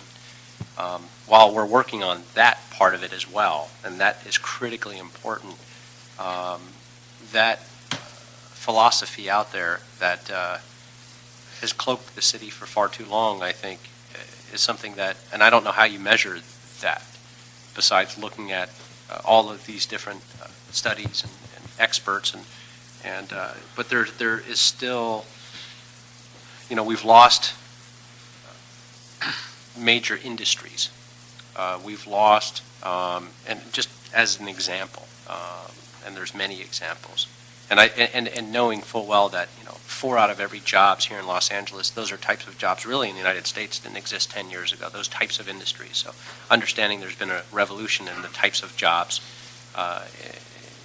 that are being performed here have changed dramatically. But just looking at industries from film as a great example, with what all of the other cities have done to entice filming, and all of the chairman's work in Sacramento and then coming here as well, to help with tax incentives and trying to keep production here in Los Angeles. This is Hollywood. People want to be here because it's Hollywood, but they don't want to stay here because we don't have the tax incentives, and we have a business tax that is not friendly.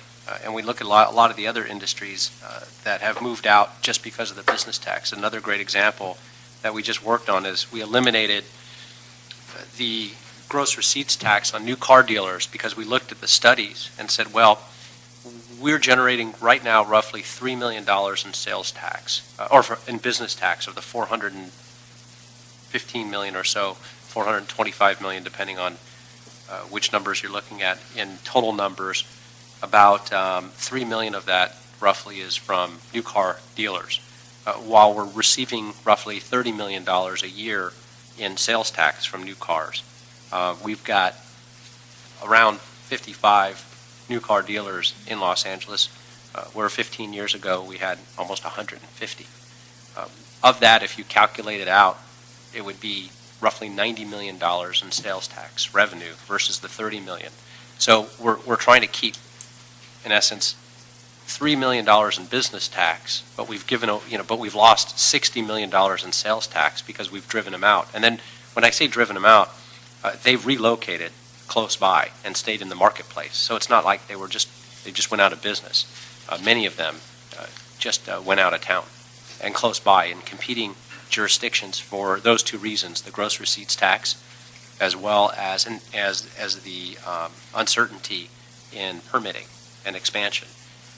And meeting with a lot of them, that's what we've done. In fact, since we passed that small piece of legislation, and a lot of people question it, we've already made it back in sales tax, and that's less than a year, where we've gotten, I believe, 4 now new car dealers that have moved back in that will be generating now the sales tax. So categorically, those businesses that also produce revenue in the terms of sales tax or other categories, I don't think is calculated here. I mean, I appreciate where you're coming from on this, but and I too question, and I didn't see in the other study where it was 55 billion. I guess maybe that's where you extrapolated out and made those assumptions that was the number.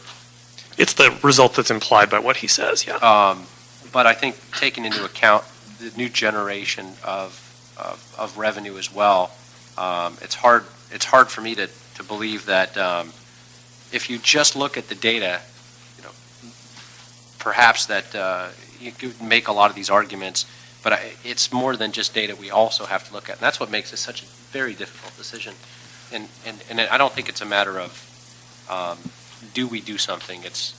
We've got to do something. It's a question of how do we do it correctly? Mm-hmm. And with the assurance, as the chairman pointed out as well, that we can guarantee businesses, even if it's some type of strategic phase out or major reduction, that will take place and continue down that path, while we know legislatively we don't have the ability to do that because we've got a changing political structure as well.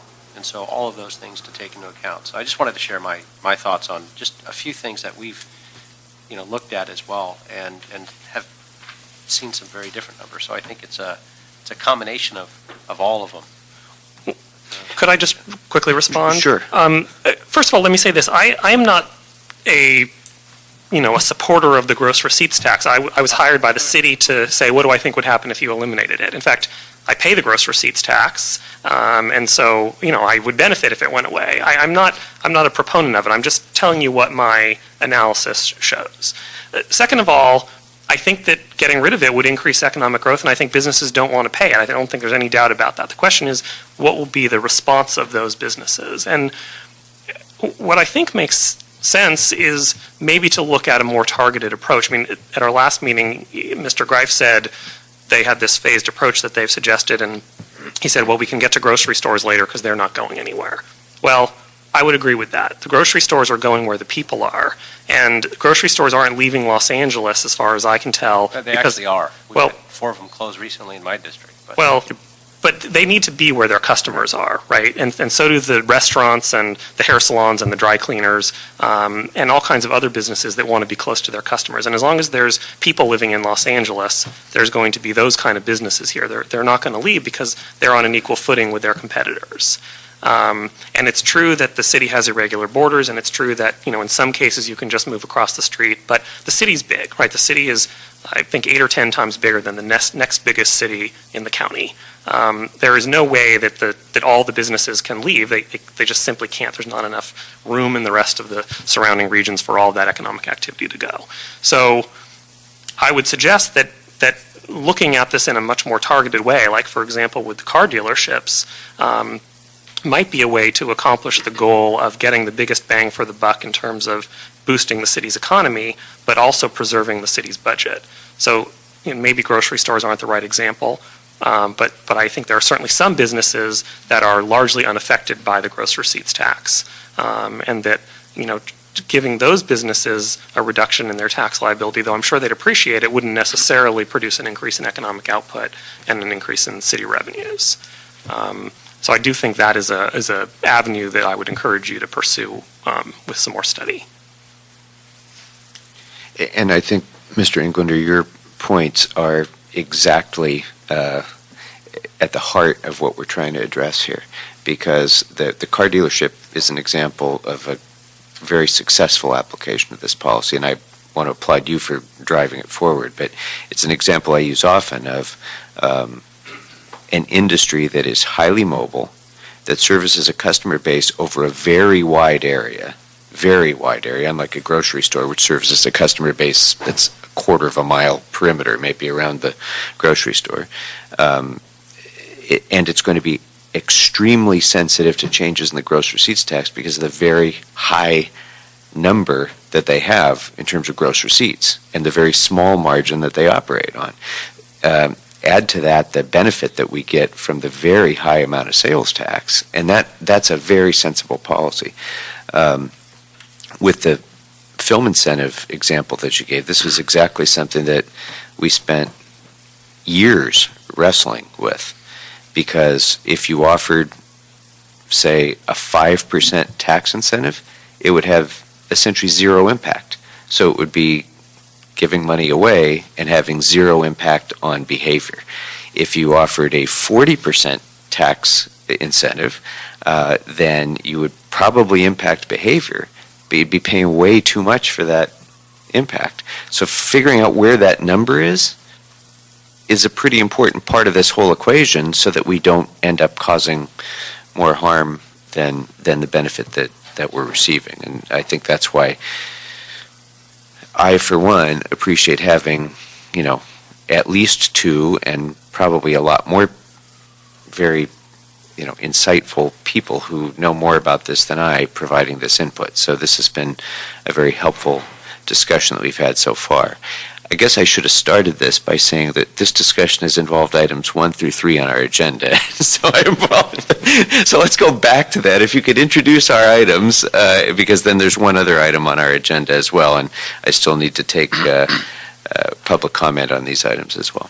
Yes, item number 1 is a motion, Alarcon Parks, relative to CLA City Attorney, CAO reports with input from the Business Tax Advisory Committee, Office of Finance, and Professor Swenson on the phased-in approach to eliminating the city's gross receipts tax.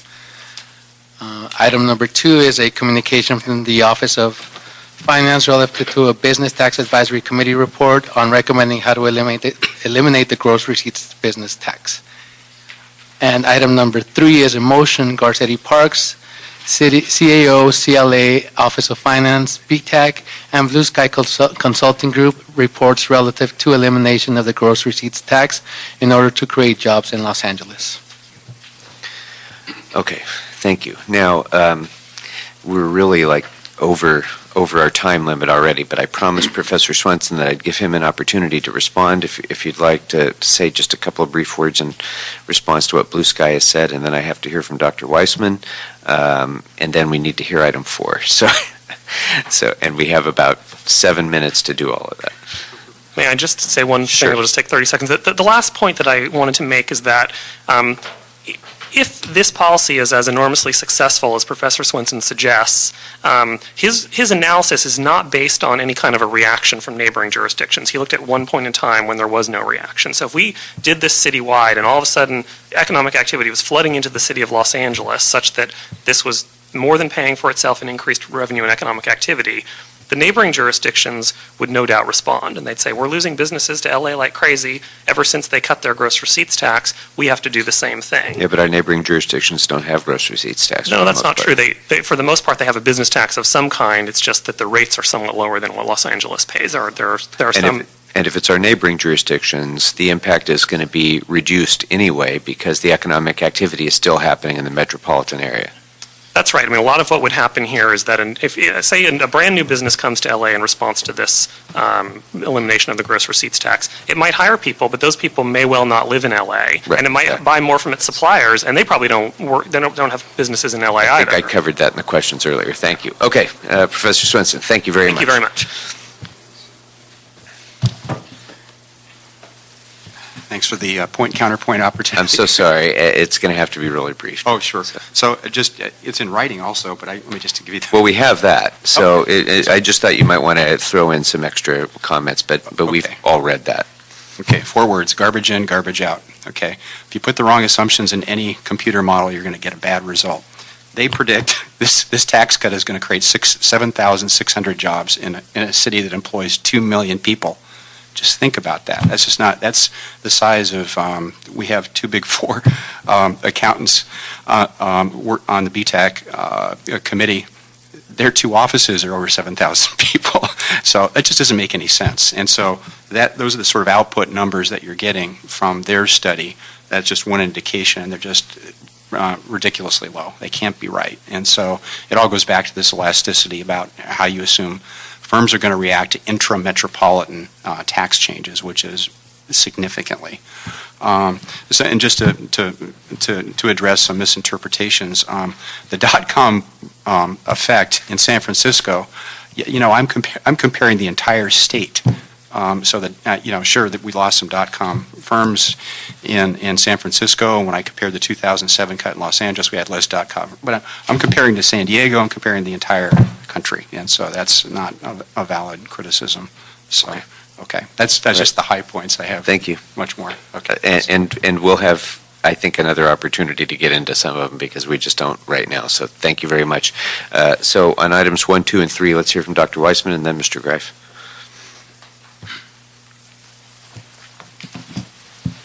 Thank you very much, Mr. Chairman.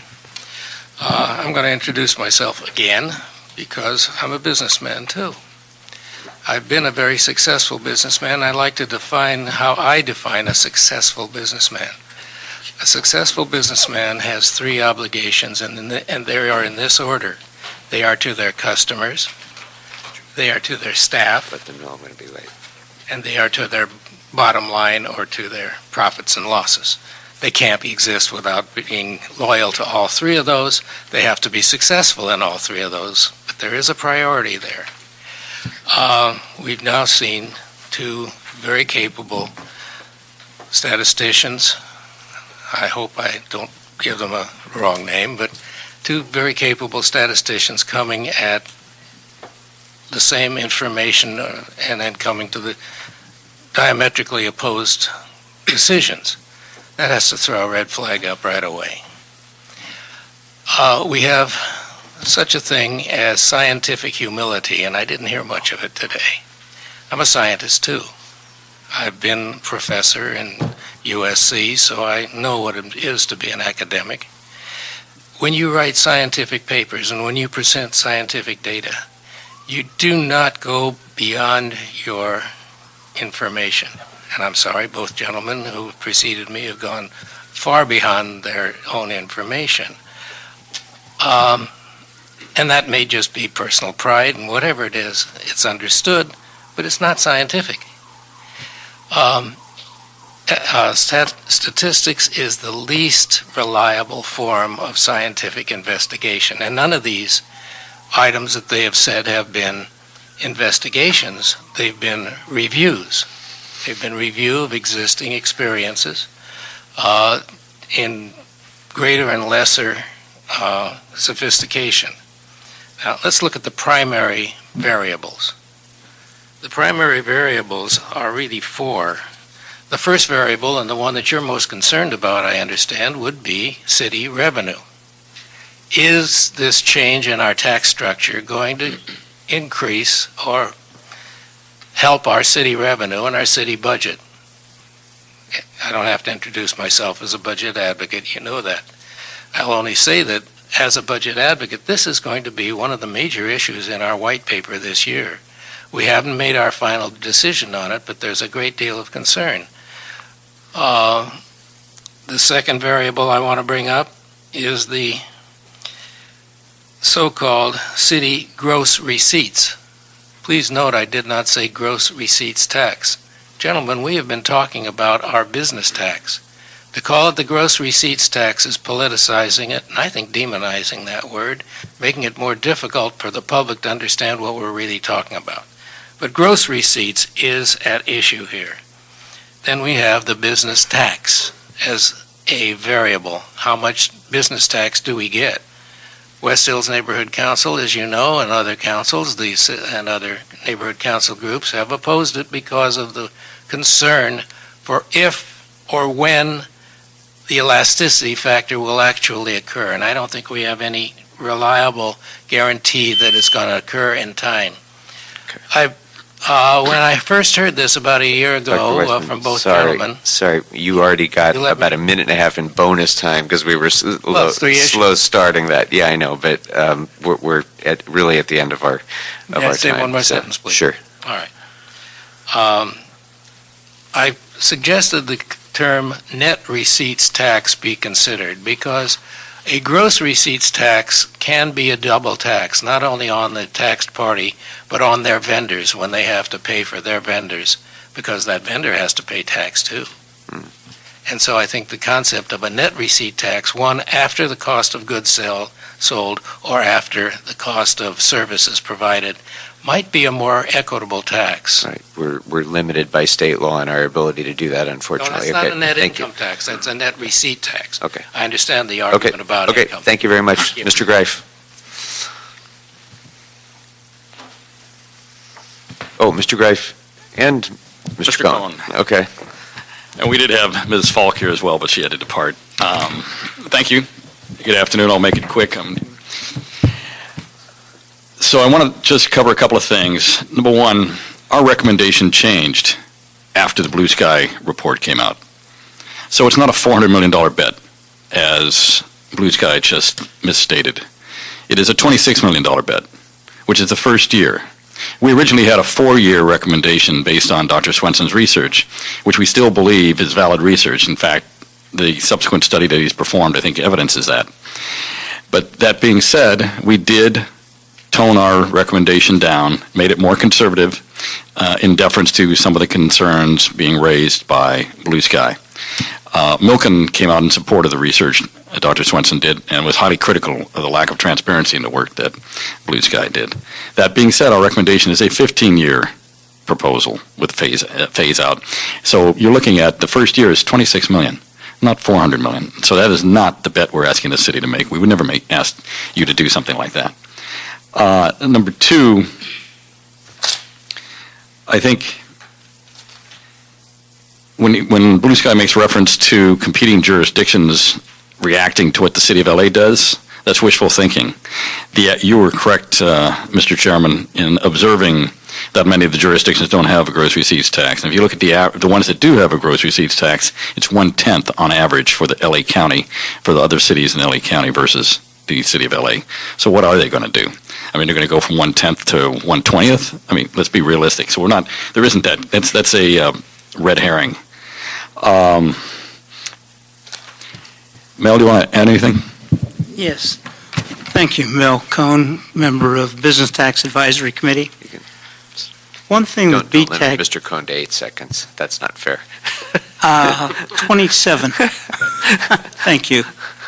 One thing about the BTAC report we really have to consider is what our recommendation is something that has already been done. In BTAC 1, when we had the 15% increase, we put in benchmarks. Taxes would not go down. It was 3% per year for 5 years, but each segment we had to make certain benchmarks.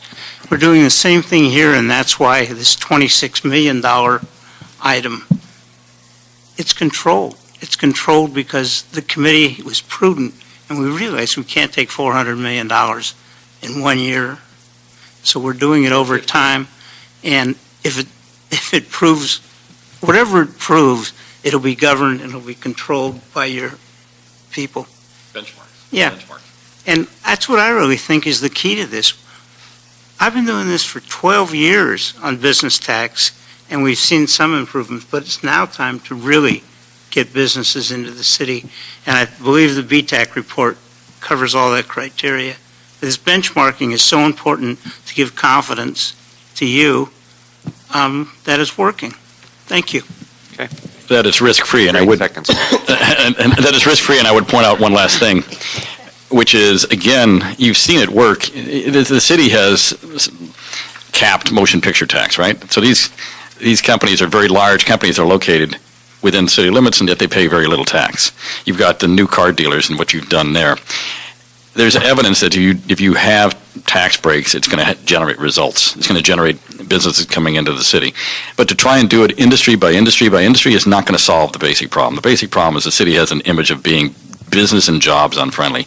And the only way you address that is by doing it across the board. And what we recommended was addressing the businesses that are most being penalized and that are most mobile first, because those are also the ones that are at the highest bracket, 0.507. And when you get through that 15-year period, you then at the tail end get to the ones that have less reason to leave and therefore need to benefit less. And then since you have those benchmarks, you're going to know whether it's working very quickly. Got it. Thank you very much. Thank you. Okay, so clearly we got a lot more ground to cover here, Mr. Englander. I'm going to propose that as to items 1, 2, and 3. I had some further thoughts, but I think we're going to hold those until our next meeting of this ad hoc committee. We got to go to number 4, which was a request for a number of reports. I don't think it requires really a lot of discussion, but the upshot of it was, if you have that before you, yeah, why don't you go ahead? Yeah, the motion, it's a motion, Perry Krikorian, instructing the CLA and the CAO to review the various reports presented to council relative to a reduction and or elimination of the city's gross receipts tax. It specifically requests our offices to provide a summary of each study, including findings and recommendations, to examine previous efforts to eliminate or reduce the gross receipts tax, and to provide fiscal impact to the general fund of reducing or eliminating the gross receipts tax. You have to do that. You have to do that. That's the key to the whole thing. So, as to item number 4, Mr. Englander, what I would propose is to advance this matter to council with an amendment. I would replace the operative last paragraph with the following language. I therefore move that the City Council instruct the Chief Legislative Analyst and the CAO to work with Professor Swenson and Blue Sky Consulting to review the various reports presented to Council relative to a reduction and or elimination of the gross receipts tax, and report with the following 5 areas. 1, a summary of each study, including findings and recommendations. 2, previous efforts to modify the gross receipts tax. 3, the effectiveness of those prior reform efforts at drawing in new businesses, with particular focus on the effectiveness of prior tax rate reductions. 4, recommendations on potential targeted tax relief that would incentivize new business development in particular industry sectors without unnecessarily forfeiting revenue in ways that do not influence business behavior. And 5, reports on the fiscal impact to the general fund of reducing or eliminating the gross receipts tax under the various scenarios contemplated in the report.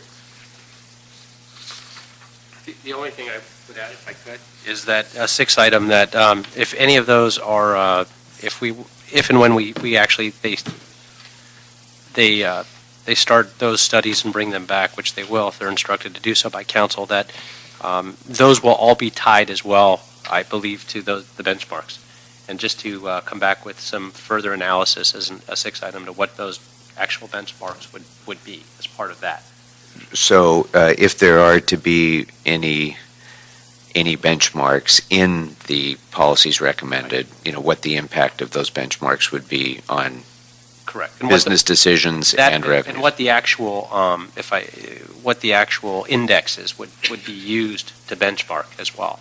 In other words, both reports refer to different categories of a benchmark and different indicators. And just so the CLA and the CAO can come back and say, as an example, we're missing one, or it wouldn't be proper to utilize this particular index as part of the benchmark, if they can give us some more detail on those. Very good. We'll add that as a 6th item for report, and we'll go ahead and advance that to council as amended. So with that, Dr. Weissman? Well, why are you raising your hand? What are you offering? Okay, so you'll need to fill out a card for number 4, but go right ahead. 2 I minutes. would request that you add to the list of people who are going to give input the Neighborhood Council budget advocates. That may be an amendment to the motion before you, but I would put it to you, please. Okay, thank you. We won't be doing with that with this in the same way that the Budget and Finance Committee of the City Council isn't considering this matter. It's moving But forward. there may so be opportunity to take it up there. We'd when the like to be sure reports we have come the back, opportunity. it will become a budgetary item when the reports come back. So at that point, the neighborhood advocates and we, my committee, and everyone else will have an opportunity to consider Don't that. say I So, didn't ask. thank you very much. Okay, with that, thank you all very much. We are adjourned.